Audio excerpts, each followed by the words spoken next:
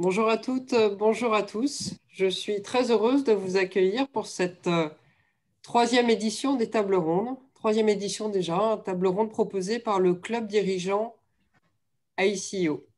Le club dirigeant réunit des dirigeants d'entreprise qui sont en poste, qui sont en transition professionnelle, des administrateurs, des investisseurs, des entrepreneurs comme aujourd'hui aussi.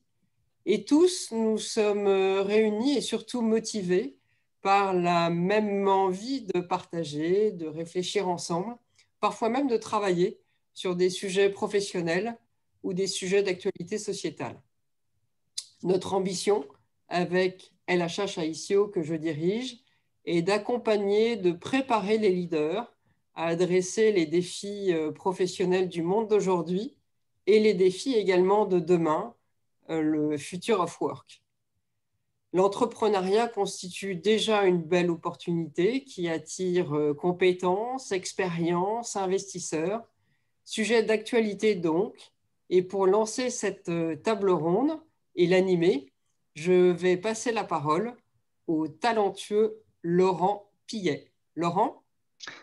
Merci beaucoup Anne-Caroline, merci pour cette très belle introduction. Donc, je suis Laurent Pilier, je suis très heureux de vous accueillir ce matin. Merci à toutes et tous d'avoir répondu nombreux à notre invitation. Donc, je suis journaliste pour le site Newstank RH. Newstank RH est un média d'information premium, payant, destiné aux décideurs RH. Aujourd'hui, nous avons à peu près 300 articles publiés chaque mois sur les domaines du droit de la formation, du dialogue social, du talent management, de la tech RH. Et nous sommes très, très heureux d'être partenaires de LHH ICO pour ces tables rondes des clubs dirigeants.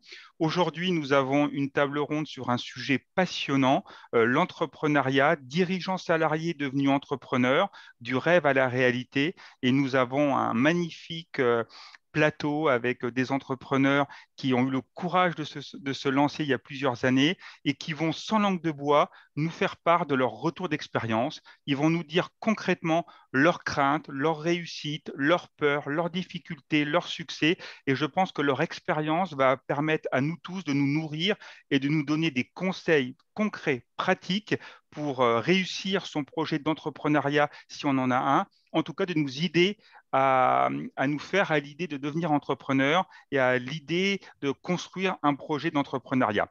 Donc, cette table ronde va durer jusqu'à midi 15. Vers midi, on pourra prendre directement vos questions.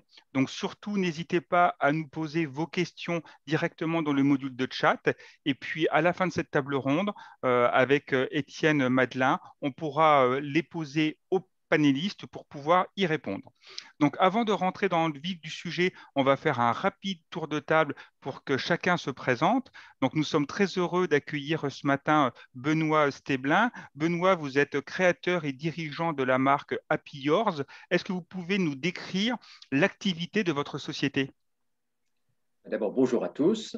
J'ai créé effectivement la marque Happy Yours qui propose une gamme de produits apéritifs frais qui sont, d'après ce qu'on me dit, extrêmement gourmands, sains et puis originaux et faits avec un vrai sens de la responsabilité. Merci beaucoup, Benoît. On a hâte d'en savoir plus. Et puis en plus, c'est parfait parce qu'on est à l'heure presque de l'apéritif. Donc de parler de gâteau apéritif à 11h, 11h30, ça tombe très bien et ça nous met en appétit. À vos côtés, nous avons le plaisir d'accueillir Vincent Herlin, qui est l'un des principaux franchisés Shiva. Vincent, bonjour. Bonjour, bonjour à Merci tous. beaucoup d'avoir accepté notre invitation. Alors, même si Shiva, quand même, est très connu aujourd'hui, pour ceux qui ne connaissent pas encore Shiva, est-ce que vous pouvez nous représenter un petit peu le concept? Tout à fait. Shiva, c'est une filiale du groupe Academia, spécialiste des services à la personne, très connue pour ses activités de soutien scolaire. Shiva existe depuis une vingtaine d'années, regroupe aujourd'hui 262 agences en France et délivre à ses près de 40 000 clients hebdomadaires des prestations de ménage et de repassage à domicile, donc chez le particulier. Je suis moi-même franchisé de la marque Shiva depuis 7 ans, quasiment jour pour jour. Et aujourd'hui, j'ai 7 agences en Normandie, depuis Le Havre jusqu'à Rouen, Évreux, Dieppe, bientôt 8, donc dans quelques semaines. Eh ben, félicitations pour ce beau parcours, Vincent. Donc, ça fait presque une agence par an.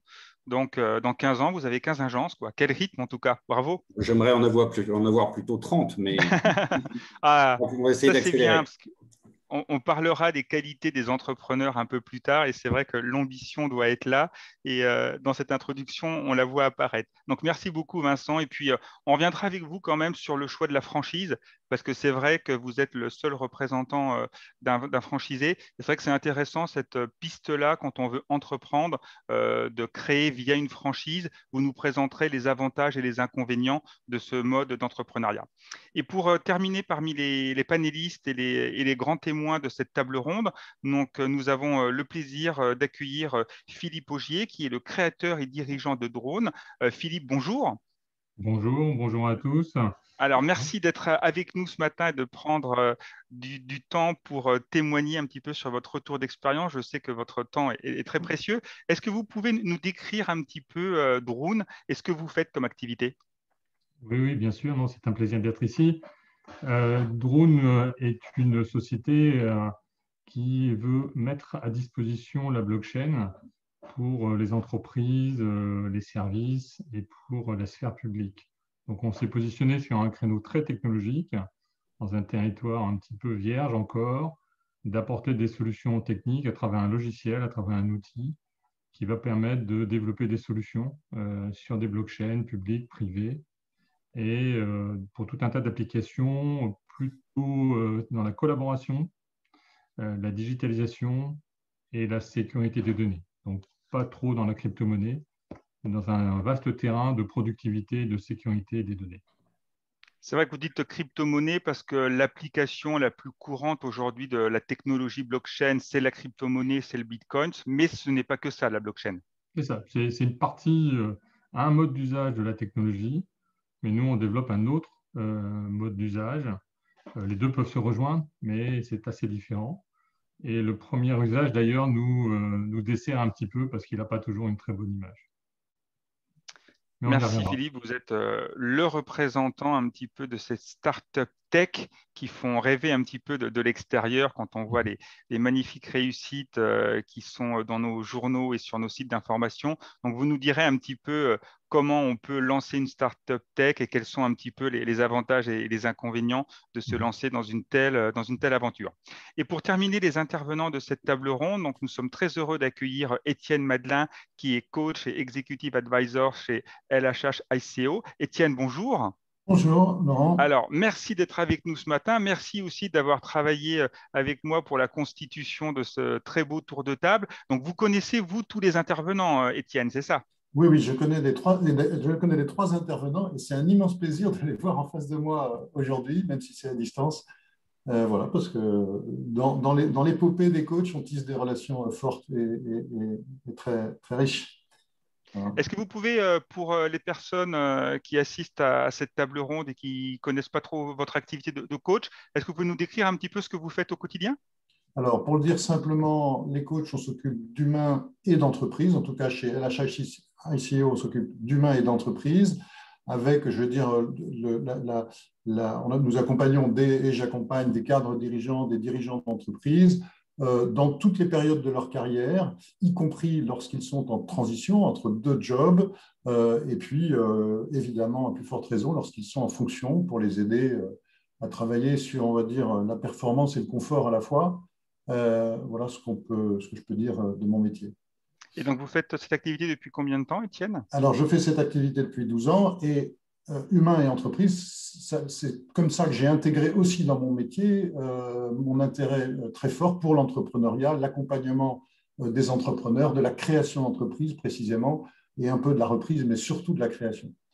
Donc, bah, c'est parfait parce qu'à travers ces 12 ans, vous avez vu passer beaucoup de personnes, beaucoup de carrières, beaucoup de créations. Donc, on va compter sur vous pour que vous nous donniez vraiment des éléments méthodologiques et puis que vous puissiez à chaque fois un petit peu recadrer nos discussions, nous aider à prendre de la hauteur pour que les personnes qui assistent à cette table ronde puissent avoir des exemples concrets pour pouvoir travailler sur leurs projets et leur processus de création d'entreprise.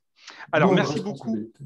Merci beaucoup pour cette présentation. Je tiens d'abord à vous féliciter parce que souvent les présentations dans les tables rondes, on a l'habitude de faire un quart d'heure, 20 minutes et là en 30 secondes, vous avez réussi à vous présenter. On va pouvoir rentrer dans le vif du sujet. Cette table ronde va se composer de 3 parties, à peu près de 15 minutes chacune et puis après on prendra vos questions. La première partie, on va essayer de voir avec nos témoins comment leur est venue l'idée de créer et comment s'est passé le processus de création. Parce que c'est vrai que dans la création d'entreprise, il y a un moment clé, un moment fondamental qui est le moment où on se dit je me lance, je quitte ma vie de salarié avec les avantages que ça peut avoir pour celle d'entrepreneur avec les avantages et les inconvénients inhérents à cette fonction. On verra ensuite dans une deuxième partie l'aspect humain, quelles sont les qualités personnelles qu'il faut avoir pour se lancer dans cette aventure, les qualités pour réussir, comment aussi vous avez géré chacun les relations avec votre famille, parce que c'est vrai quand on se lance dans la création d'entreprise, c'est un changement pour toute la famille et pour tout son entourage. Donc, c'est intéressant de voir un petit peu comment on prépare sa famille, comment on est soutenu, comment on présente ce projet à ses proches. Et puis, la dernière partie, parce que c'est vrai qu'on s'est promis dans cette table ronde d'être concret, d'être pratique, on abordera la question de l'argent. Parce que c'est vrai que qui dit création d'entreprise dit investissement financier avec tous les aléas. Combien il faut investir? Est-ce qu'on investit de l'argent propre? Est-ce qu'on prend sur ses économies? Est-ce qu'on hypothèque sa maison? Est-ce qu'on va chercher du crédit auprès des banques? Est-ce qu'on va chercher de l'argent de ses proches? Est-ce qu'on cherche à lever des fonds? Est-ce que vous vous êtes payé la première année, la deuxième? Est-ce que vous espérez avoir un fort retour sur investissement? Donc, ça sera intéressant, je pense, d'aborder sans langue de bois cette question de l'argent et de voir avec vous un petit peu quel a été votre rapport à l'argent dans cette création d'entreprise. Et puis, après quelques années, comment un petit peu vous avez géré ces questions stressantes de fonds de roulement et de besoins en liquidité. Et puis pour conclure, nous répondrons à toutes vos questions avec Étienne. Donc voilà un petit peu pour le programme de cette table ronde. Donc on va commencer avec la première partie qui est le moment où on se lance. Et puis l'intérêt de Zoom, c'est de pouvoir avoir une interactivité avec vous pour que ce soit le plus vivant possible. Et on lance des petits sondages préparés par Axel et Étienne. Merci beaucoup Axel, quelle réactivité. Donc si vous voulez y répondre, comme ça va nous permettre un petit peu de réagir à vos réponses. Donc, quelles raisons pourraient vous motiver à devenir entrepreneur? Est-ce que c'est réaliser un projet qui a du sens, avoir plus de liberté et de maîtrise de votre vie professionnelle, pouvoir travailler dans votre propre cadre de valeurs, mieux percevoir les fruits de votre engagement dans le travail, pouvoir diriger une entreprise? Donc, si vous voulez, vous pouvez répondre à cette question, prendre quelques secondes pour relire les différents choix proposés. Et puis, comme ça, on pourra rebondir un petit peu sur vos réponses et voir un petit peu quelle tendance se dessine dans ces raisons de se lancer. Alors, ce qui est intéressant quand on parle des raisons de se lancer, on voit vraiment une proposition qui est pouvoir travailler dans votre propre cadre de valeurs. Et Benoît d'Apiours, c'était quelque chose d'important pour vous, les valeurs et de pouvoir créer une société, une compagnie qui répond à vos attentes à ce niveau-là. Oui, ce qui était important en fait pour moi dans le processus de création d'entreprise, c'était mettre au même endroit à la fois mes compétences et ma passion pour le monde de l'agroalimentaire dans lequel je baignais depuis 25 ans. Et puis, ce que je faisais à côté, c'est-à-dire mes engagements dans le monde de l'insertion par l'économique. Et du coup, quand j'ai créé la marque Happy Ours, je me suis dit, c'est ça qui a du sens pour moi, c'est de créer une entreprise agroalimentaire qui délivre une proposition qualitative, saine, et en mettant la responsabilité sociale de l'entreprise au cœur de l'entreprise. Pas cherry on the cake, mais vraiment un des piliers et une des raisons qui m'ont amené à créer la marque Happy Ours. D'accord, voilà, c'est vraiment intéressant d'avoir ça. Pour illustrer ça. La première, 90% des gens que j'ai recrutés chez Happy Ours sont soit des jeunes qui cherchent un premier emploi, soit des personnes sans emploi. Et puis une deuxième façon de faire, dans tous les appels d'offres que je peux faire, je mets toujours un critère qui est lié à la responsabilité sociétale et environnementale. Donc, votre entreprise répond vraiment à votre exigence en termes de valeur sociétale. Est-ce que vous pouvez nous résumer aussi quelles ont été les autres raisons qui vous ont poussé à vous lancer et comment s'est passée justement cette période charnière où vous avez pris la décision? Alors, créer mon entreprise, ça a toujours été une envie, mais ça n'a jamais été une obsession. Je ne me suis jamais dit, si je ne crée pas mon entreprise, j'ai raté ma vie professionnelle. Il se trouve qu'à un moment de ma vie, j'étais avec Étienne et il y a eu un élément déclencheur. J'ai lu un rapport financier de la BRI et je me suis dit, tiens, il y a une opportunité de marché qui me paraît assez évidente. Voilà, je l'ai travaillé pendant 4-5 mois.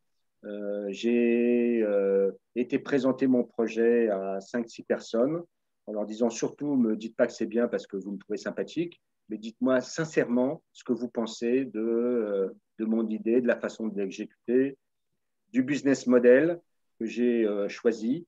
Et c'est comme ça qu'au bout de 4-5 mois, je ne dirais pas j'ai, mais nous avons pris avec ma femme la décision de nous lancer dans cette belle aventure. Merci beaucoup, Benoît. On a les résultats qui sont apparus à l'écran et c'est vrai que les personnes qui assistent à cette table ronde sont aussi motivées par un cadre de valeur, parce que c'est la première réponse à 60% des réponses, pouvoir travailler dans un cadre de valeur et réaliser un projet qui a du sens. Étienne, si vous voulez rebondir un petit peu sur ces réponses, c'est souvent des motivations que l'on retrouve chez des entrepreneurs, cette quête du sens. On la retrouve de plus en plus chez beaucoup en fait de cadres dirigeants, et je pense dans toute la population. Je pense même que les jeunes générations mettent un peu la pression sur l'entreprise avec ce sujet. Mais pour ce qui concerne les personnes que nous accompagnons chez LHH CEO, on retrouve très fortement cette demande qui souvent donne lieu à des changements de carrière importants, dont l'entrepreneuriat, parce qu'il est probable que c'est dans l'entrepreneuriat qu'on a le plus l'occasion d'être autonome et de pouvoir valoriser ce qui est fort pour soi. Voilà. Après, je suis content de voir que ce n'est pas une surprise, mais c'est vrai que le sondage confirme ce qu'on ressent les uns et les autres. Voilà. Et dans nos accompagnements, nous voyons bien qu'avant de devenir entrepreneur, la question du sens est posée. Et être entrepreneur est une des façons de se l'assurer. Merci beaucoup, Étienne. Philippe Augier de Drone, vous avez travaillé dans de grandes entreprises, plus de 15 ans chez Bombardier. Donc vous, quand vous vous êtes lancé, il y avait aussi une recherche de sens et une recherche d'avoir un projet qui répondait à votre personnalité et à vos valeurs, c'est bien ça? Oui, absolument. C'était une continuité de cette prise de conscience. Effectivement, Bombardier, j'y suis resté 15 ans. Mais après, j'ai cherché un autre horizon dans lequel on pouvait trouver des valeurs différentes, une approche différente. J'ai fait une autre société et j'ai fait le constat que, voilà, que je ne retrouvais pas non plus ni le sentiment de maîtrise aussi que vous avez mis en avant dans la première ligne, de pouvoir prendre des initiatives et de maîtriser les choses, mais surtout la valeur au niveau des équipes de management, et qui a créé une vraie rupture et une envie de trouver un terrain dans lequel on puisse réellement s'exprimer soi-même, créer son système de valeurs et embarquer des gens avec nous dans un mode différent de fonctionnement des entreprises.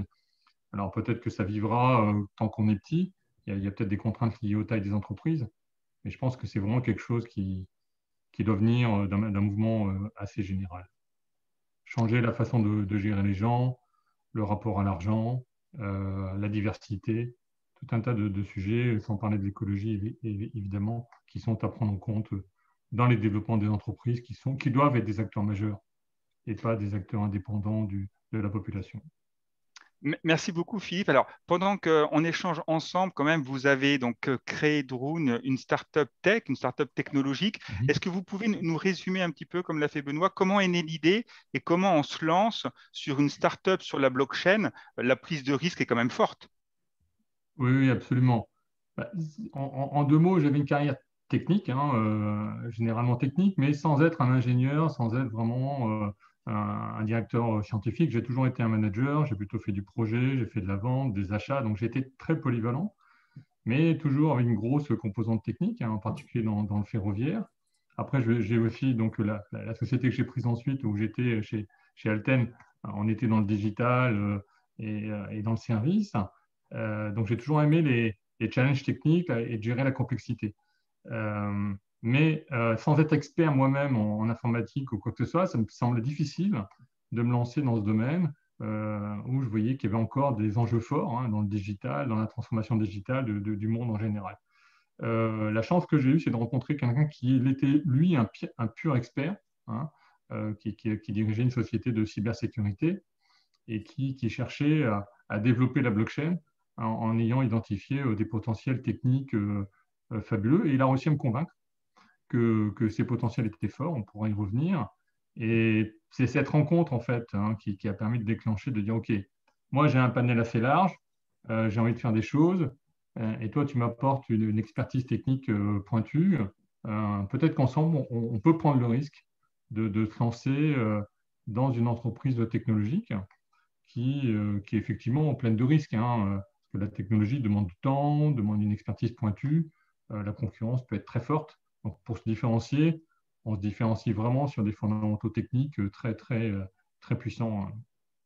Et surtout que vous avez une concurrence mondiale. Donc, ce qui est intéressant, c'est que vous aimiez simplifier la complexité. Là, je pense qu'avec la blockchain, vous ne devez pas vous ennuyer et vous devez avoir de quoi faire. Alors, ce qui est intéressant dans l'expérience de Philippe, on l'a vu, c'est une rencontre. Vous êtes vraiment parti avec un associé et vous avez décidé d'y aller avec lui. On reviendra un petit peu plus tard, un petit peu sur comment on choisit son associé et comment on travaille avec lui. Donc, la rencontre dans le processus de création d'entreprise peut être clé. Vincent, c'est ce qui vous est arrivé aussi. Vous avez rencontré le patron de Shiva et le courant est très bien passé. C'est ça dans votre process? Tout à fait. Alors, je vais commencer par dire que, contrairement à mes deux complices, j'y suis peut-être allé un petit peu à reculons au début. J'étais vraiment, ça fait rigoler Étienne qui s'en souvient bien, j'étais vraiment un cadre salarié. J'ai été pendant 18 ans dans le groupe Accor. Et puis bon, voilà, le groupe fait du downsizing, vend des activités et je sors avec un chèque. Et donc, je rencontre Étienne dans le cadre d'un outplacement. Et j'ai d'abord cherché pendant 2 ans très activement un job salarié, soyons clairs. Avec Mais beaucoup de rencontres. tout à fait, beaucoup de rencontres. Je pense 350 à 400 entretiens réseau en 2 ans sous la houlette d'Étienne. Et puis, parmi ces rencontres, une belle rencontre, effectivement, je rencontre le directeur général de Shiva par l'intermédiaire de l'un de mes cousins. Et il a identifié en moi peut-être les qualités d'un franchisé dynamique. Et il m'a dit, moi, je te verrais bien te lancer dans la franchise. Et donc, j'ai laissé ce projet sous le boisseau pendant quand même plusieurs mois, parce qu'en plus, le contexte réglementaire, fiscal autour des services à la personne en 2012-2013 n'était pas forcément complètement favorable. Et puis, tout ça, voilà, toutes ces dizaines et ces centaines d'entretiens réseau se déroulent et je ne trouve pas. Et donc, j'y suis retourné j'ai travaillé sur plusieurs hypothèses de business plan sur la zone qu'on me proposait, qui était donc au départ ce qu'on appelle la pointe de Caux, donc le Havre et toute la région à l'est et au nord du Havre vers Rouen et vers Fécamp. Et donc, j'ai produit une quantité significative de business plans avec des hypothèses hautes, moyennes, basses, moyennes hautes, moyennes basses, etc. Jusqu'à ce qu'un très bon ami me dise, écoute Vincent, arrête de faire du number crunching. Si tu as envie d'y aller, vas-y. Et voilà ce que j'ai fait. Donc, je me suis, à un moment donné, j'ai sauté dans l'eau. Je ne savais pas très bien quelle était la température. J'y suis allé. C'est vrai qu'en Normandie, elle peut être un peu froide quand même. Oui, c'est une légende. En fait, et donc, effectivement, elle était plutôt bonne et ça a rapidement, la greffe a rapidement pris et j'ai rapidement pris mon pied. Pour être Parfait. Étienne, je vous voyais sourire. Le business plan, le business model, c'est vrai que quand on a un projet d'entreprise, on est un petit peu focalisé sur ce business plan. Vous me disiez pour préparer cette table ronde que le business plan, certes, est important, mais le plus important, c'est le business model et de travailler un petit peu sur son modèle d'entreprise, c'est ça? Oui, en fait, beaucoup de personnes font des business plans. Donc ça, c'est facile. On met des chiffres et puis on met des chiffres de produits, des chiffres de charges, et puis on essaye de les différencier pour avoir un résultat. ça ne suffit pas. C'est-à-dire que ce qui est intéressant, c'est vraiment de construire une structure de création de valeur, une structure en décomposant chaque partie très détaillée des produits, c'est-à-dire du chiffre d'affaires, sa composition, en le challengeant et en allant vraiment créer une mécanique durable de création de valeur. Une fois qu'on a ça, on peut, à partir de là, créer des business plans, c'est-à-dire en extraire des chiffres futurs. Voilà. Alors, dans le cas de Vincent qui vient de parler, c'est clair que le business model, il est donné, il est apporté par le franchiseur. Et c'est un très grand confort. Vincent était un financier, donc il aurait pu très largement faire lui-même un business model. Mais c'est intéressant de voir que le business model, la structure de création de valeur, elle était fournie par le franchiseur. Mais dans le cas C'est un des avantages de travailler, de se lancer avec une franchise. Ben, on l'entend bien quand on écoute Vincent. Vincent, il nous dit, moi, je n'étais pas entrepreneur. En tout cas, je ne me voyais pas entrepreneur.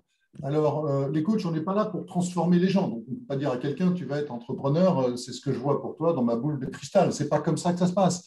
Et donc, oui, Vincent, il avait plutôt une tendance à vouloir absolument reprendre un job de dirigeant salarié. Et ça se justifie de plein de façons. Peut-être qu'il y avait une forme de refus de sa part qui était perceptible des autres et qu'il n'a pas perçu et qui fait qu'il a dû chercher longtemps quelque chose qui n'était pas pour lui parce qu'aujourd'hui, il est en pleine forme. Voilà. Donc, en tout cas, dans l'accompagnement, il faut un peu de subtilité pour ne pas non plus emmener la personne vers quelque chose qui ne lui va pas. C'est vrai que, en tout cas, l'entrepreneuriat en franchise, traditionnellement, c'est plus facile. Enfin, c'est plus facile. En tout cas, on gagne un petit peu de temps et, sur la construction. En revanche, voilà. Pour résumer l'histoire du business model, et je m'arrête, en fait, il y a une phrase toute bête et qui n'est pas une phrase en l'air. Quand on a une idée, il faut la transformer en business model. Et ça, c'est du travail. Il y a des outils pour ça. On ne peut pas juste avoir une idée. Philippe et Benoît ont eu des idées. Une fois que Benoît a rencontré, a vu à travers un futur concurrent qui avait un petit segment sur le marché pour lui, après, il fallait construire le modèle. Et ça, c'est un vrai travail. Justement, merci beaucoup, Étienne. Justement, Benoît, parce que comment s'est passé un petit peu cette réflexion sur le business model et quels sont un petit peu les conseils que vous pourriez donner aux personnes qui suivent cette table ronde pour construire leur business model? D'abord, je peux confirmer que le business model me paraît un élément beaucoup plus important que tous les business plans qu'on peut faire, parce que Excel ne refuse aucun chiffre, même les plus fous. En fait, moi, je suis parti vraiment de mon marché. Le marché des produits pour les apéros dînatoires, c'est un marché qui est extrêmement large. Et donc, je me suis dit, moi, il me faut un modèle fabless, donc pas d'usine, parce que comme je veux faire des tas de produits différents, il faut que je puisse aller vite. Et donc, il faut que je monte des partenariats industriels plutôt que de monter des usines. Et puis, je ne vais pas monter 5 ou 6 usines différentes pour faire ça. Voilà. Donc, moi, mon principe, c'était un focus consommateur, R&D, innovation au départ, trouver des partenaires avec lesquels je pouvais faire cette proposition de valeur, et puis me concentrer après sur la partie business développement, tant d'un point de vue client que d'un point de vue consommateur. Et cette étape de création de business model, je pense qu'en tout cas pour moi, pour d'autres c'est peut-être différent, ça a été l'étape clé qui m'a permis de me dire, je sens que cette idée de création d'entreprise, ce n'est pas qu'une idée, mais il y a derrière l'idée un modèle qui me paraît pertinent, bien répondre au marché que j'adressais.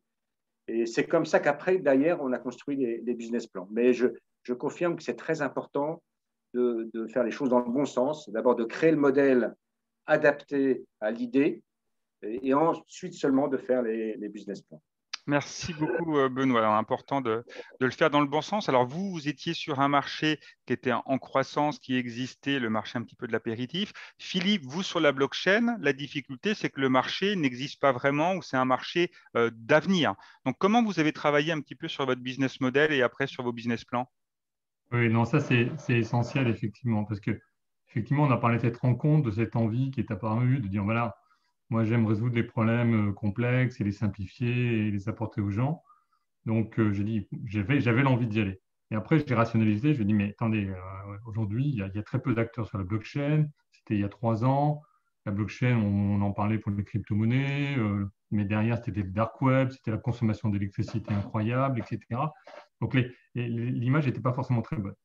Et j'avais vu d'autres sociétés qui s'étaient lancées dans la blockchain qui s'étaient plantées. Donc, j'ai rationalisé tout ça. J'ai dit, comment je vais faire pour analyser le marché et si c'est bon timing, ni trop tôt, ni trop tard, et pour offrir quoi finalement. Donc, en fait, ce que j'ai fait, c'est que j'ai créé une société fictive. À l'époque, elle s'appelait Blockparty.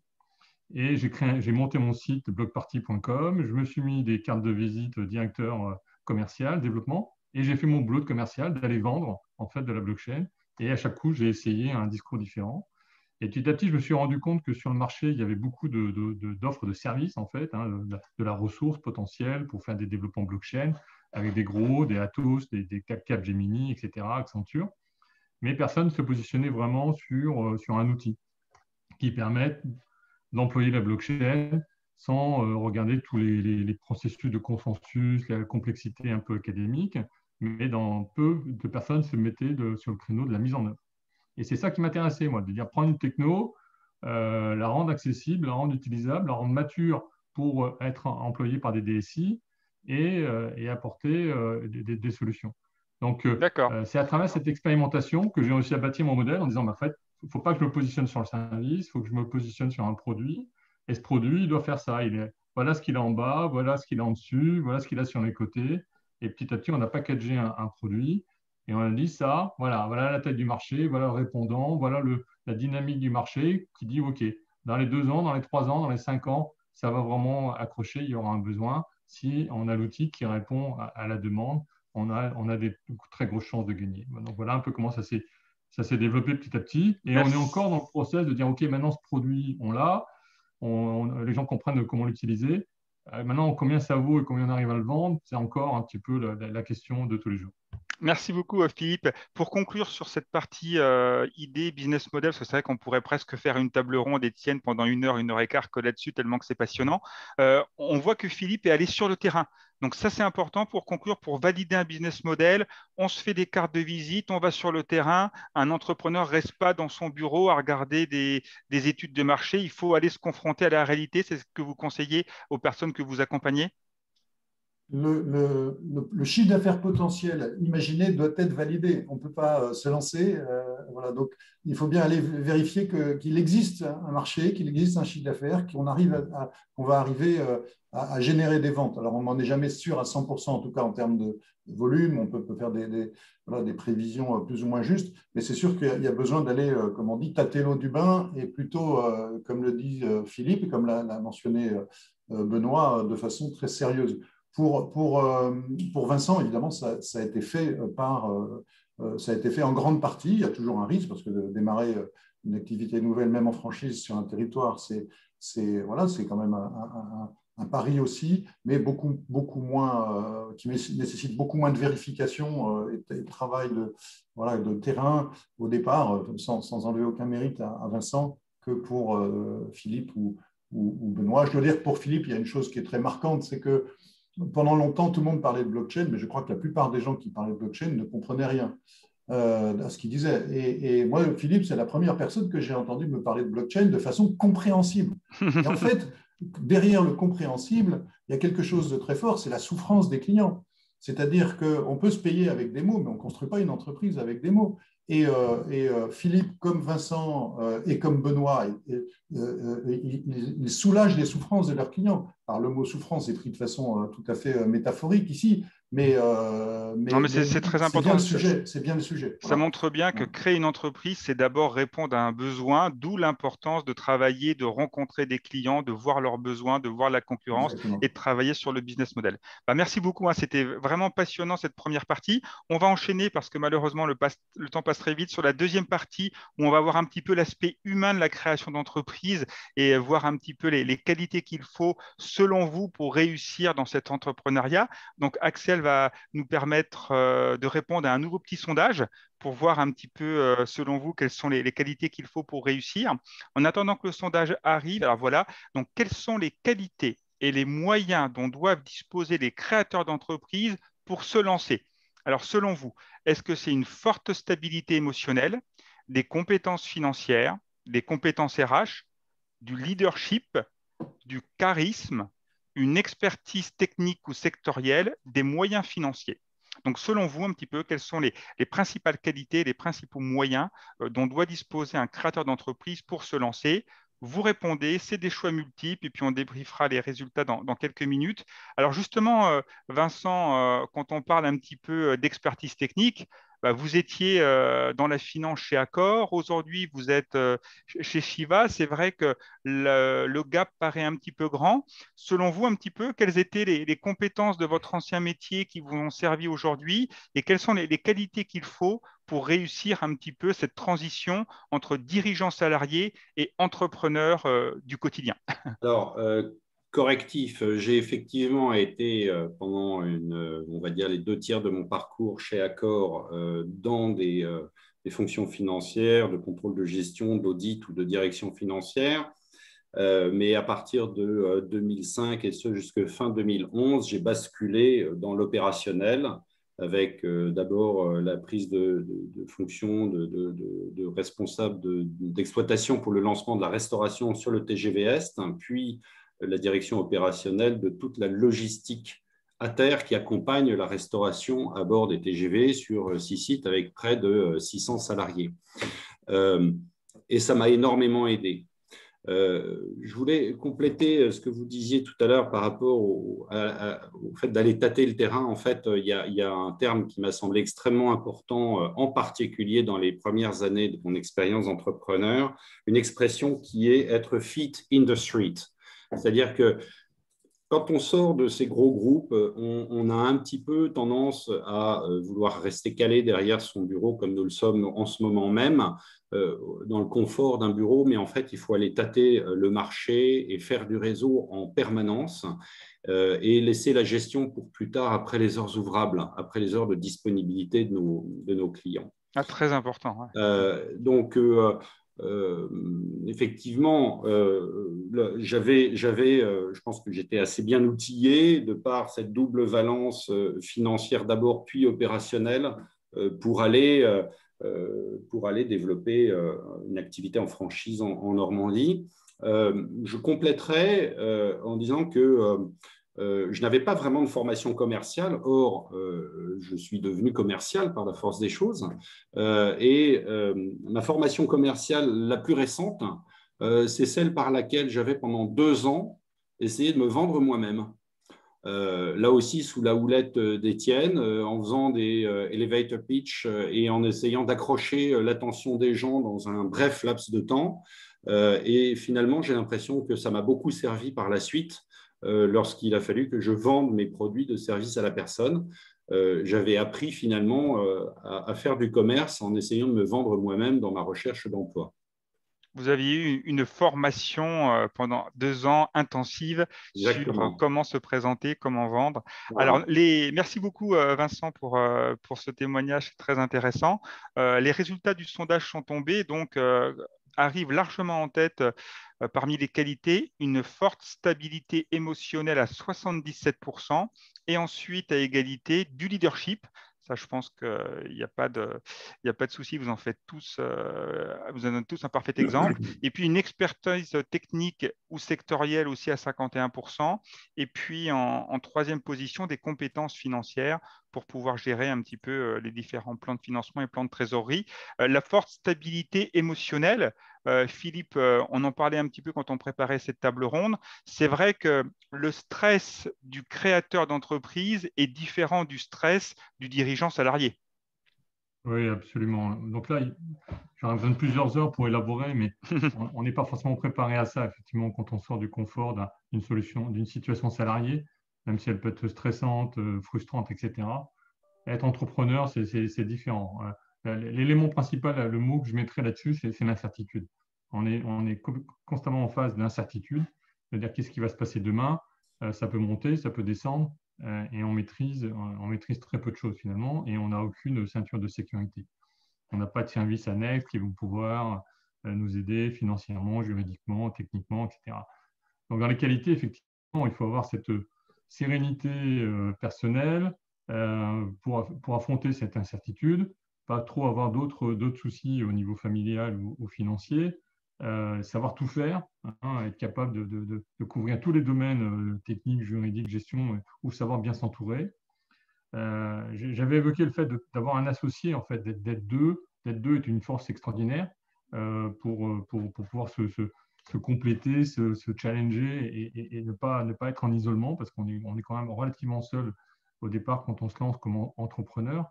Donc, il faut aussi, dans les avantages qui sont mis dans le sondage, là, alors le charisme est assez bas, mais je rejoins Vincent et Benoît qui ont la même expérience. Il faut se vendre en permanence. C'est-à-dire que entrepreneur, il faut sortir, il faut aller parler, il faut éduquer sur son produit, sur ce que ça peut apporter, sur la différence par rapport aux autres. La notion de contact est essentielle à créer un environnement qui est élargi, hein, qui est plus grand que votre société, et ouvrir le maximum de portes, de fenêtres, etc., pour qu'à la fin, voilà, il y a quelque chose qui se crée, une convergence. Donc, cette énergie, cette sérénité permanente qu'il faut avoir pour aller chercher les choses, pour amener les gens avec nous, c'est essentiel. Et une petite parenthèse aussi sur les associés. Moi, je vois beaucoup de startups, hein, qui démarrent, des gens qui se lancent avec des très bonnes idées et qui explosent en vol au bout d'un an ou deux par la division entre les associés. Parce que, où ils étaient trop d'associés, 4, 5, etc. Et qu'à la fin, il y a des divergences stratégiques ou d'intérêts financiers et ça ne tient pas. Donc, la qualité du choix de partir seul ou de partir à 2 ou à 3 et éventuellement pas plus, hein, au départ, est essentielle pour assurer cette continuité, cette capacité à s'entraider plutôt que de se tirer dans les pattes entre guillemets. Merci beaucoup, Philippe. Et c'est vrai que c'est une partie très, très importante de la réussite d'une startup quand le fit avec l'associé se passe bien. Pour conclure cette partie un petit peu sur l'aspect humain, je voulais qu'on parle un petit peu des relations avec la famille, parce que c'est vrai que quand on est dirigeant salarié, on a habitué sa famille forcément à un certain confort de vie. D'un seul coup, on passe dans le monde de l'entrepreneuriat où le temps de travail, même s'il est aussi très important, peut être différent, les revenus financiers peuvent être différents. Donc, comment, Benoît, par exemple, vous avez présenté un petit peu ce pari de l'entrepreneuriat à votre famille? Est-ce que c'était important pour vous que votre famille vous soutienne? C'est plus qu'important, c'était absolument déterminant.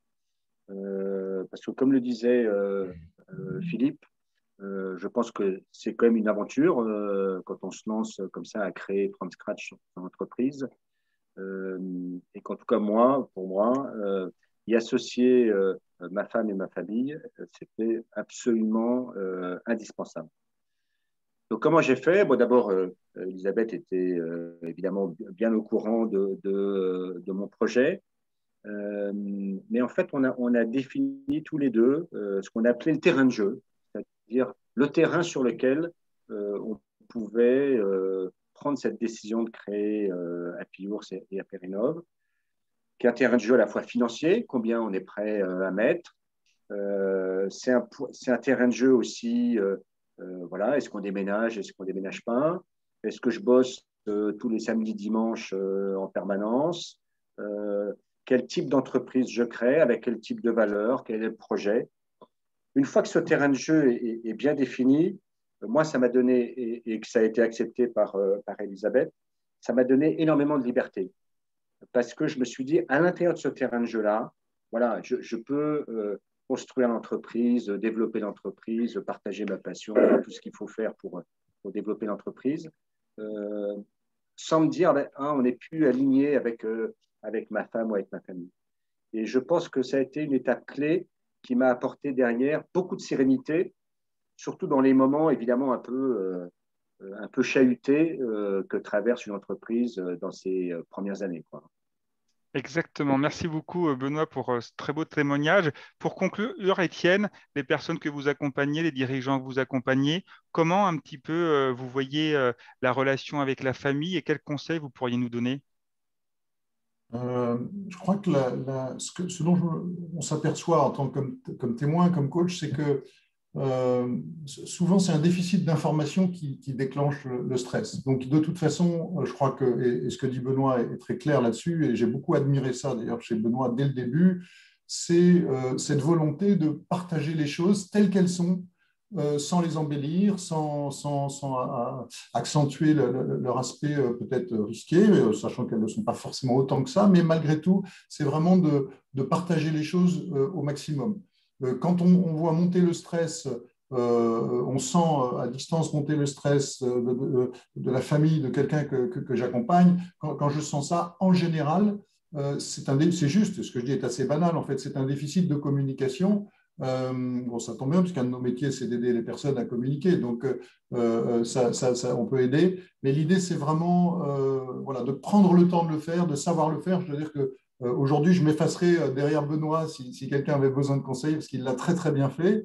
Et donc, voilà, mais je crois que c'est vraiment, vraiment nécessaire de communiquer dès le début, parce que, voilà, comme vous l'avez dit, Laurent, pour celui qui le fait, la notion de risque n'est pas forcément toujours très palpable au quotidien.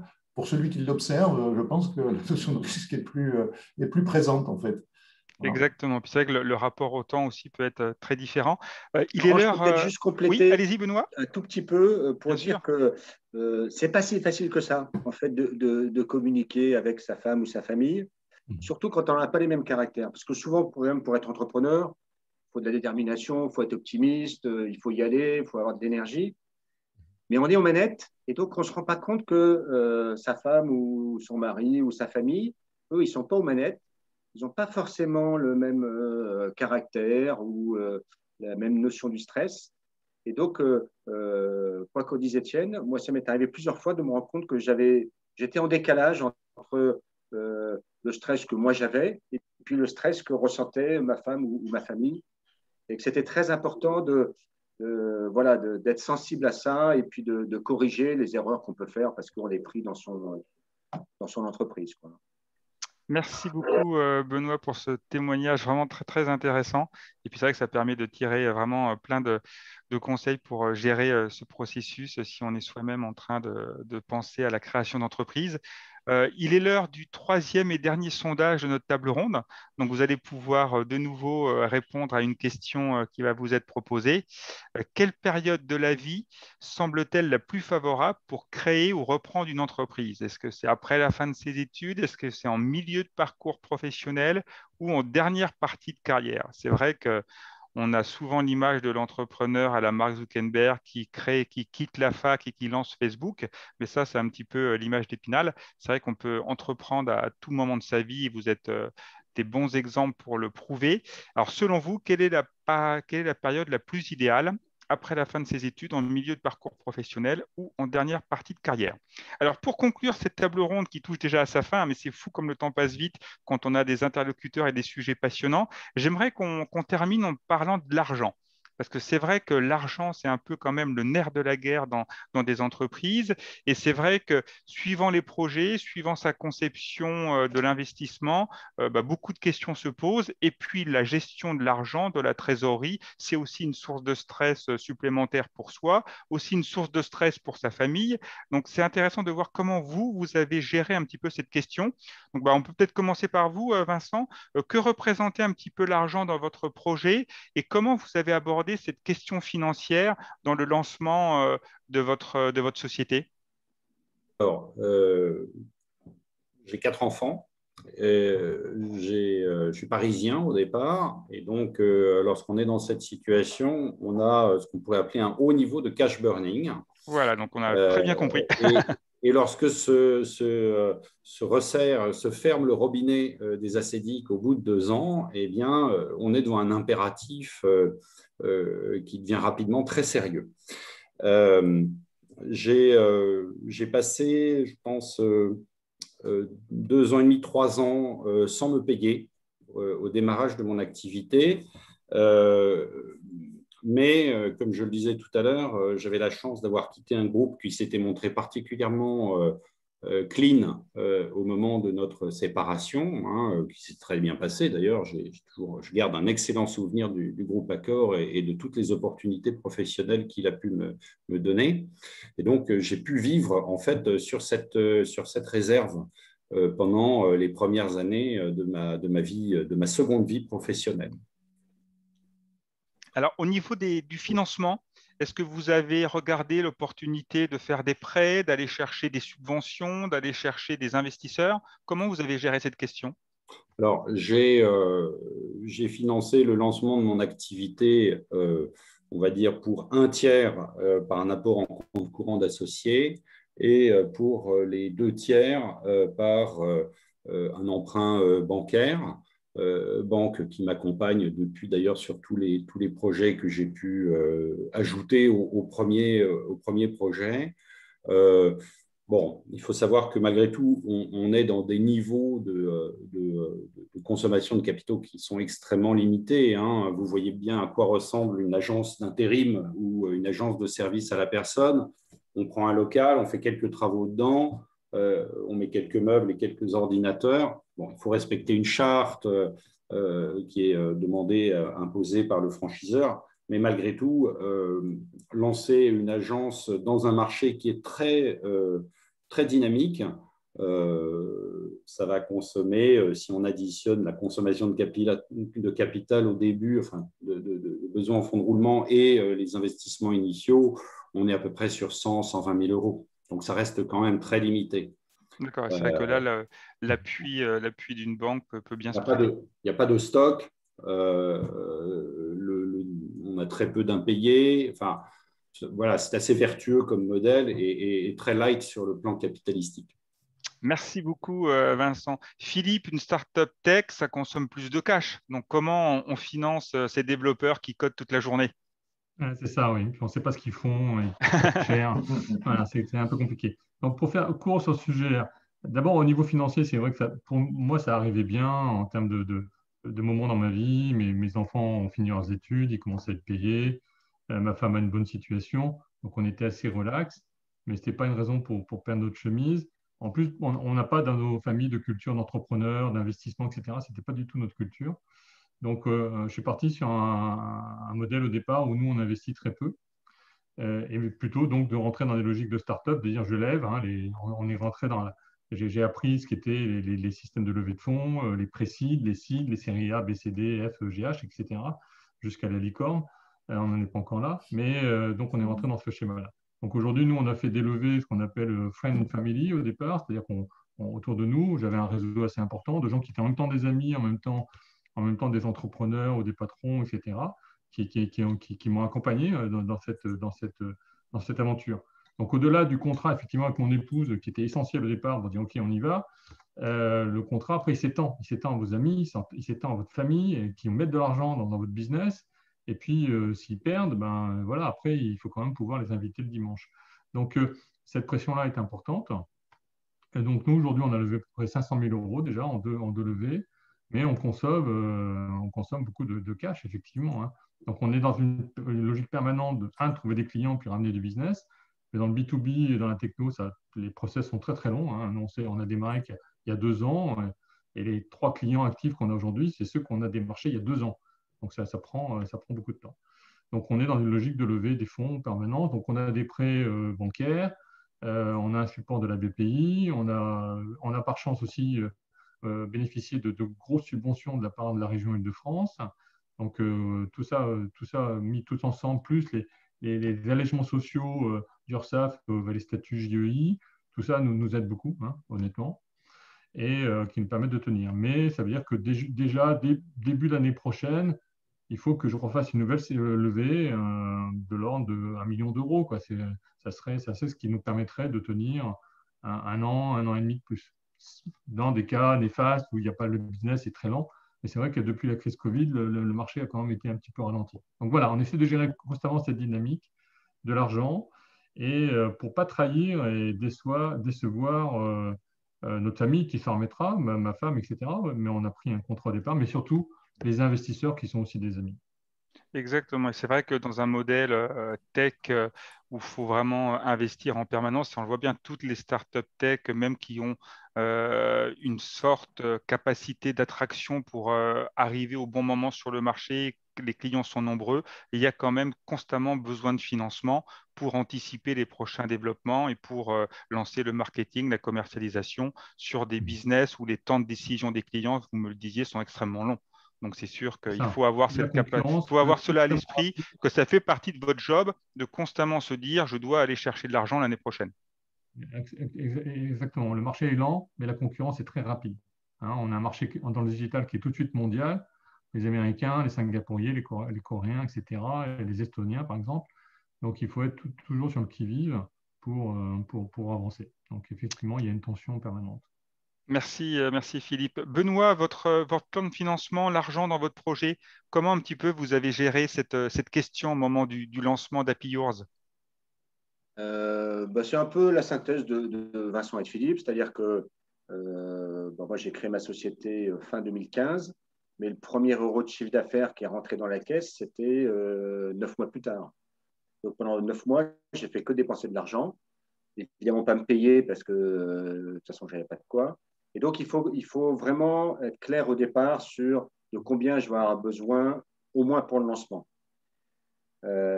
Très vite après, donc moi, on a décidé d'utiliser les fonds propres. Comme j'étais lauréat Réseau Entreprendre, j'ai eu un prêt de Réseau Entreprendre. Il faut absolument aller voir BPI France parce qu'à la fois, moi, j'ai pu avoir une bourse French Tech, j'ai pu avoir un prêt auprès de la BPI, j'ai eu des prêts au niveau des banques.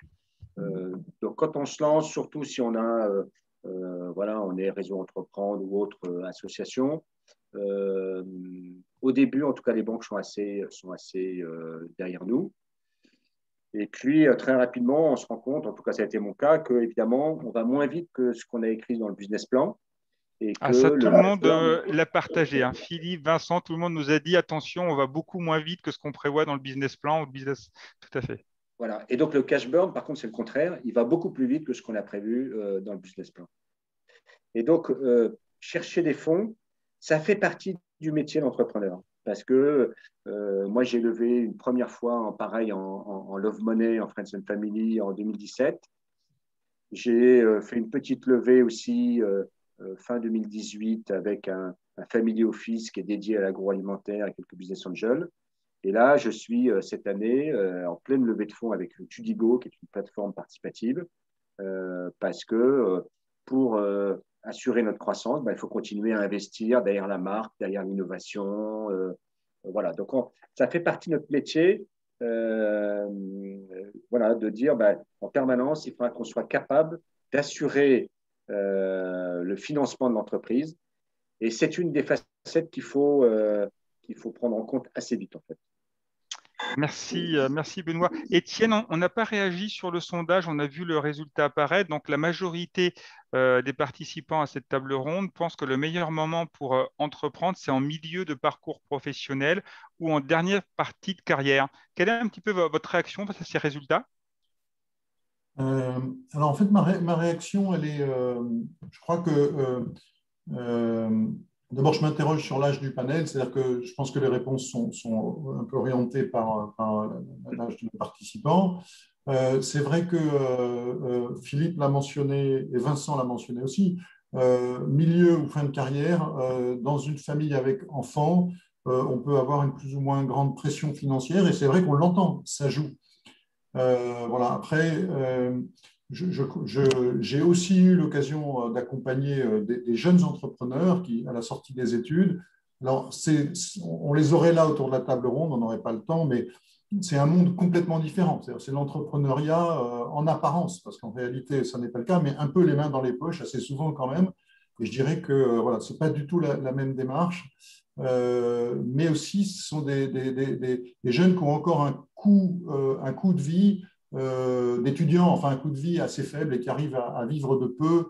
Voilà. Là, une fois qu'on est lancé dans la vie, on a des charges, voilà, donc il faut aussi les prendre en compte. Et c'est vrai que voilà. Alors, quelqu'un a mis dans le chat, là, quelqu'un a mis Pôle emploi et le premier business angel. Il ne faut pas exagérer. Pôle emploi joue son rôle en partie. Après, j'avais écrit un article là-dessus parce que je trouvais que justement, Pôle emploi n'était pas assez généreux avec les créateurs d'entreprises. Mais en revanche, mais il l'est, Mais en revanche, c'est vrai que la France, c'est quand même un beau pays pour entreprendre. Ça ne veut pas dire que l'argent tombe tout seul, mais il y a quand même beaucoup, beaucoup de processus, d'organismes. Benoît en a cité BPI et Entreprendre, qui sont là pour aider les régions. Voilà, il y a quand même vraiment un terreau très, très favorable financièrement à l'entrepreneuriat. Encore une fois, si on a un business model bancal et que le fameux cash burn, qu'on brûle beaucoup d'argent, de toute façon, l'histoire s'arrêtera. Mais pour des entrepreneurs responsables, avec des éléments très convaincants voilà, de business model et de création, et puis un début de parcours. Hein. Alors, c'est peut-être un tout petit peu moins vrai, enfin, ça l'est déjà un peu, je pense, pour Philippe. Pour Benoît, Aperinov, c'est déjà une entreprise, enfin, Happy Yours, c'est déjà une marque qui est présente dans les grandes surfaces, qu'on trouve en grande surface, qu'on peut acheter, que je vous conseille d'acheter d'ailleurs. Et donc, c'est lancé, donc le cash flow est là. Il y a une lecture pour les tiers financiers qui est possible. Hein. Voilà, une lecture positive. Et pour Vincent, peut-être la pression est peut-être moindre, mais il y a aussi un historique voilà, Moi, je sais que j'y suis allé à 48 ans. Évidemment, c'est facile de réfléchir une fois qu'on a vécu l'aventure, mais je regrette de ne pas y être allé plus tôt. Une bonne phrase pour conclure cette première partie de la table ronde. En tout cas, c'est vraiment passionnant et on vous écouterait pendant des heures. Étienne, est-ce qu'il y a des questions dans le chat pour conclure cette table ronde? Est-ce que vous pouvez un petit peu nous résumer les questions et puis permettre à nos intervenants d'y répondre? Alors, c'est curieux, j'ai plusieurs questions sur le niveau de salaire. Donc, le niveau de salaire a l'air de stresser un peu les participants. Je suis en train de C'est regarder. normal. Voilà, donc, alors je pense que on a eu des réponses là-dessus, mais peut-être seulement de l'un d'entre vous. En fait, en gros, Vincent, toi, tu as dit que tu as mis 3 ans avant de te payer. Vous pouvez répondre à cette question précisément, les uns et les autres? J'ai mis 3 ans à commencer à me payer. Voilà. Mais aujourd'hui, alors je ne sais pas si j'étais forcément dans la moyenne haute salariale chez Accor. Quand je suis parti, je devais être à 120 ou 130 bruts. Mais aujourd'hui, je gagne mieux ma vie que lorsque j'étais chez Accor. Et en plus, je constitue un capital, c'est-à-dire qu'il y a l'épargne retraite que constitue à la fois la valorisation de la boîte qu'on peut revendre. Hein, et puis, pour ce qui me concerne également, tout ce que je peux mettre en cotisation à partir de la boîte sur des plans d'assurance vie. Et enfin, la partie foncière, c'est-à-dire que dans la mesure du possible, lorsque j'ouvre une agence, j'essaye d'acheter les murs. Et au lieu de laisser l'argent s'envoler en loyer, eh bien, je l'épargne au travers des échéances que je rembourse et qui sont couvertes par les loyers de la société opérationnelle. Donc tout ça, c'est de l'épargne retraite qui vient en plus de la valorisation de la société.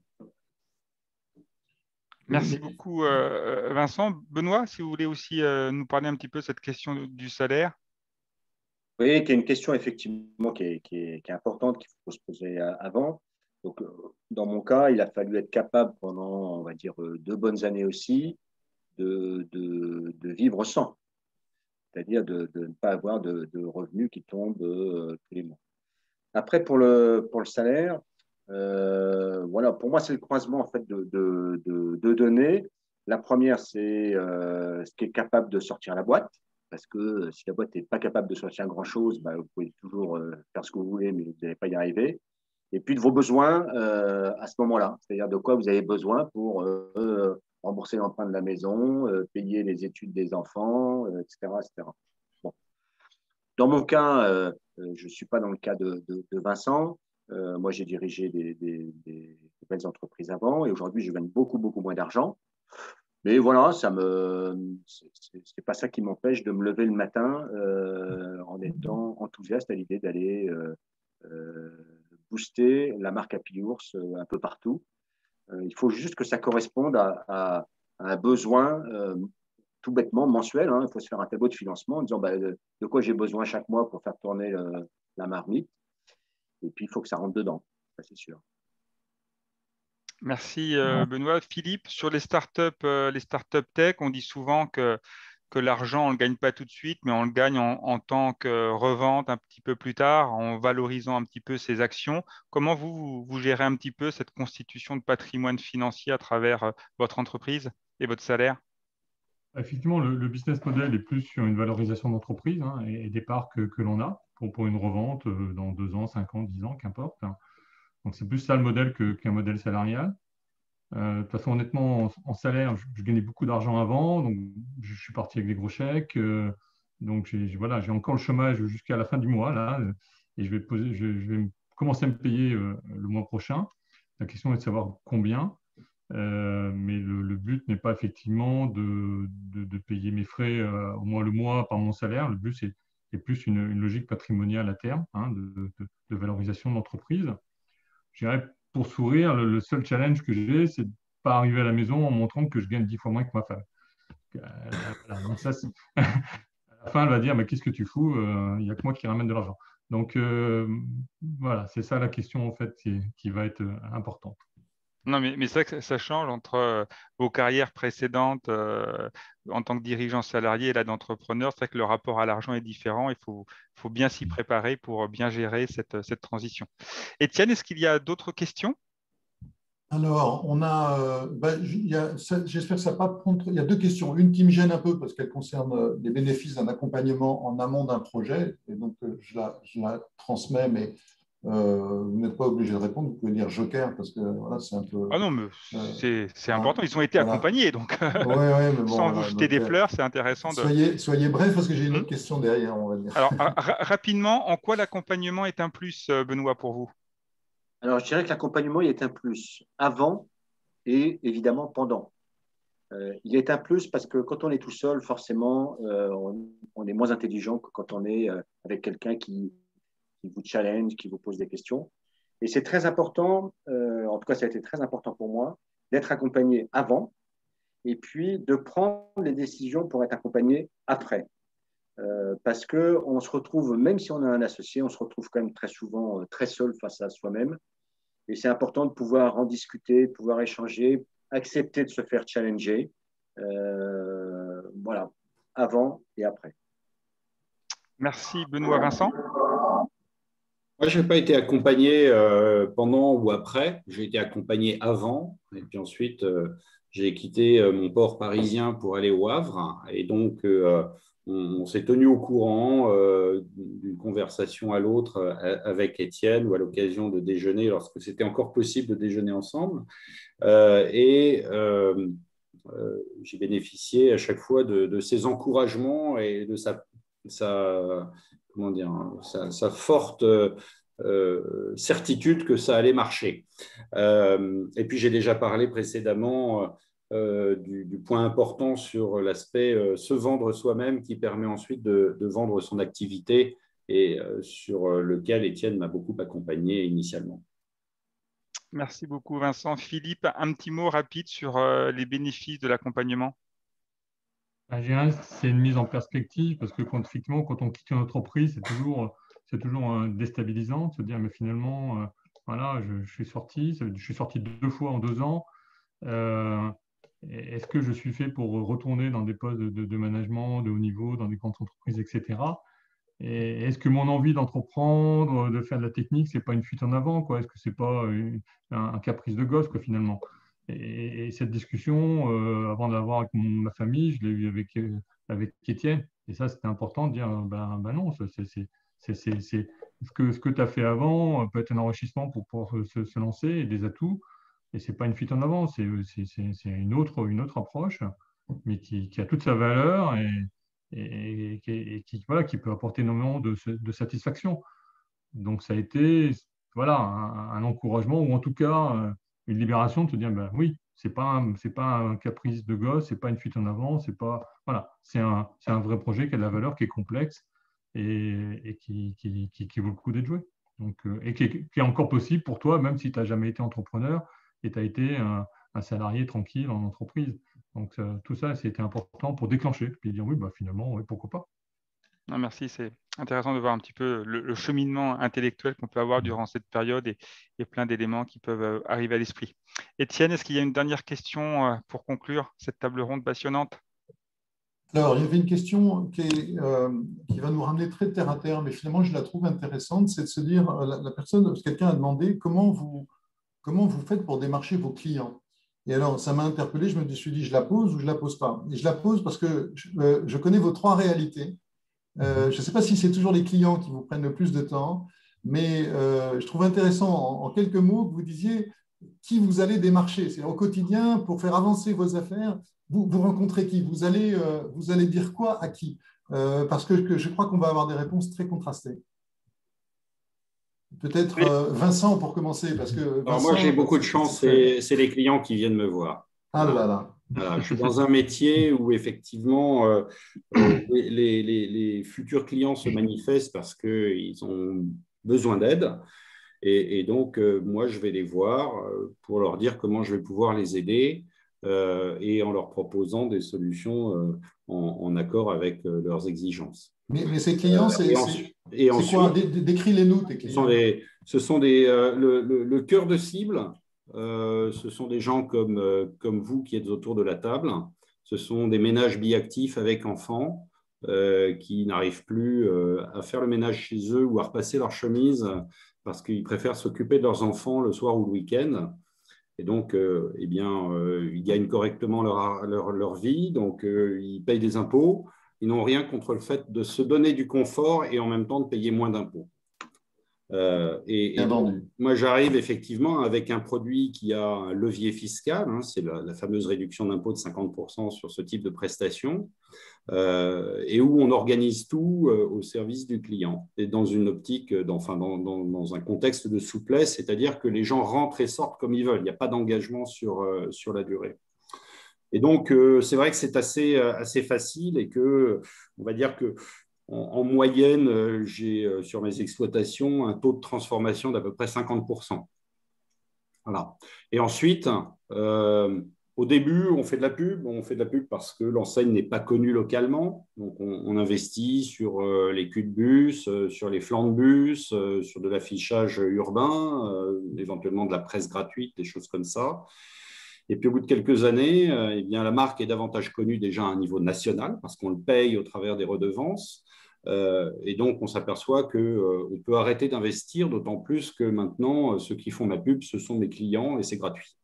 Donc, ça, c'est sûr que quand le bouche à oreille est là, c'est le meilleur canal de vente. Il y a un moment où, en fait, la boule de neige est assez grosse pour descendre toute seule la pente et amasser plus de neige à chaque tour qu'elle fait. Benoît, comment vous démarchez? Non, vas-y, Laurent, Benoît, vas-y. Tu attendais à cette réponse, Étienne? Tu en as profité. On a compris dans ta réponse pourquoi ton business marche. C'est-à-dire qu'en fait, tu nous as vendu ton service très, très habilement. Ce n'était pas tout à fait ma question, mais c'est parfait. Un entrepreneur ne va jamais louper en moins une d'une occasion. Minute. Et c'est pour ça que le travail sur les pitch elevators est important, parce qu'il faut réussir à résumer rapidement les avantages de vous rejoindre, et c'est ça qui était fort. Benoît, comment vous démarchez vos clients? Alors d'abord, moi, je passe beaucoup de temps effectivement à démarcher les clients. Et c'est des clients qui ont des profils très différents. Et cette semaine, demain matin, je vais voir le chef de rayon d'un Intermarché, très tôt le matin. Et vendredi, j'ai rendez-vous avec un acheteur national d'une très grande enseigne. Mais j'ai autant de passion et autant de plaisir de préparer ces deux rendez-vous et de vivre ces deux rendez-vous. Donc en permanence, c'est dire au client, voilà, c'est quoi ton besoin? Et voilà comment je peux contribuer à tes résultats à toi. Parce que nos résultats, enfin les nôtres, ça ne l'intéresse pas. La seule chose qui l'intéresse, c'est quelle solution je lui apporte à lui pour qu'il réussisse ses objectifs compte tenu de ce que je peux apporter. Voilà. Et moi, j'ai vraiment cette chance-là d'avoir un panel de clients qui va du chef de rayon que je vois à 7 heures du matin alors que le magasin ou le point de vente n'est toujours pas ouvert, à l'acheteur national ou à la centrale internationale que je peux rencontrer. Merci Benoît. Philippe, rapidement pour conclure, comment vous démarchez vos clients? Je suis un peu comme Vincent, idéalement dans le digital, c'est les clients qui viennent à vous. Vous avez un site, vous avez un produit et vous avez une notoriété et les clients viennent à vous. Donc ça va venir un jour. Ce n'est pas encore totalement opérationnel, mais on y travaille. Mais ça veut dire qu'il faut travailler un travail de fond sur le réseau, sur la notoriété, à travers le gouvernement, à travers la BPI, à travers les salons, à travers des communications, etc. Ça, c'est essentiel en termes de visibilité. On a été labellisé BeHub, donc le blockchain, la startup des blockchains au niveau européen. Donc, tout ça contribue à la notoriété. Mais sinon, il faut cibler. Nous, on n'a pas un produit blockchain qui s'adapte à une application précise. On ne fait pas la blockchain pour les diplômes ou les blockchains pour la traçabilité alimentaire. On fait un outil blockchain qui peut faire plein de choses dans la sécurité des données et la collaboration. Donc, on va cibler en fait des grands acteurs. On va aller voir Carrefour pour faire sa traçabilité alimentaire. On va aller voir Safran, on va aller voir Thales, on va aller voir Airbus, on va aller voir les gens du service, etc. Donc, on a une prospection permanente pour leur expliquer, hein, pour faire de la pédagogie. Mais l'aspect notoriété est absolument essentiel aussi pour attirer les clients et qu'ils aient la confiance nécessaire. Dans le digital, il faut avoir la confiance dans la personne en disant, OK, je sais que ça marche, d'autres l'ont fait, donc je peux aller avec eux. Donc, la qualité de ce qu'on fait avec les premiers clients est essentielle pour un bouche à oreille qui est évident. Hein. Merci beaucoup, Philippe. Je vous remercie vraiment tous d'avoir joué le jeu de cette table ronde virtuelle, d'avoir vraiment parlé très ouvertement de votre expérience et d'avoir vraiment livré des éléments très concrets. Je pense on ressort vraiment de cette table ronde déjà motivé parce que ça montre que c'est possible sur des secteurs très différents. Et puis, on a vraiment des grands conseils, des grands messages qui sont passés. Il faut sortir, il faut communiquer, il faut vraiment aller voir les clients, aller voir les partenaires. Il faut vraiment travailler sur son business model et puis il faut toujours avoir la motivation, l'autonomie et puis un souci constamment d'argent pour pouvoir financer l'activité. Donc, merci d'avoir participé à cette table ronde. Merci aux participants pour leurs questions et d'être restés avec nous jusqu'à la fin. Si on était en physique, si le Covid n'était pas là, on se serait retrouvé autour d'un petit verre avec les gâteaux de Benoît, mais malheureusement, ça sera pour une prochaine fois. En tout cas, bonne chance, Benoît et Philippe, pour votre prochaine levée de fonds et votre croissance d'entreprise. Vincent, bon courage pour les futures ouvertures de bureaux Shiva. Le club des dirigeants LHH ICO vous donne rendez-vous au mois de septembre pour une nouvelle table ronde. Bien sûr, si vous êtes arrivé en cours de route, vous pourrez retrouver l'intégralité de cette table ronde en replay. Et peut-être, Étienne, je peux vous laisser le mot de la fin pour conclure et pour résumer un petit peu ce que vous avez ressenti en écoutant un petit peu ces 3 témoignages durant 7 heures, 7 heures et quart qui est passé finalement encore très vite.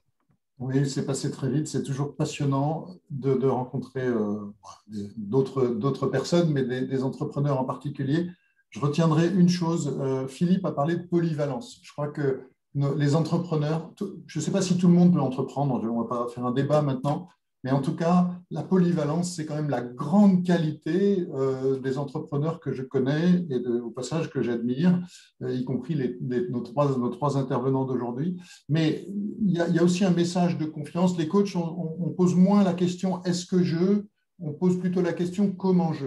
Et je dirais que dans le comment, il faut se faire confiance aussi parce que nous sommes quand même des machines à apprendre. Et la plupart d'entre nous, nous pouvons apprendre. Et ça aurait été intéressant, on n'a pas le temps, mais de demander à nos intervenants tout ce qu'ils ont appris depuis qu'ils se sont lancés. Et à mon avis, c'est assez colossal. Donc, on peut se faire confiance parce qu'on est capable d'apprendre. On est polyvalent, nous sommes polyvalents, mais en plus, nous sommes capables d'apprendre, et souvent, en tout cas pour les 3 qui sont là, je crois, d'apprendre vite et bien. Donc, je crois qu'on peut assez vite se faire confiance sur l'entrepreneuriat, après, avec les conseils qu'on a entendus, et bien sûr, en se faisant accompagner. Merci beaucoup à tous. Merci Anne-Caroline pour votre invitation. Merci Axel pour cette organisation et tous ces sondages très intéressants. Donc, je vous souhaite une bonne journée, un bon appétit et puis à très bientôt pour une nouvelle table ronde dès septembre. Au revoir. Au revoir. Merci à tous.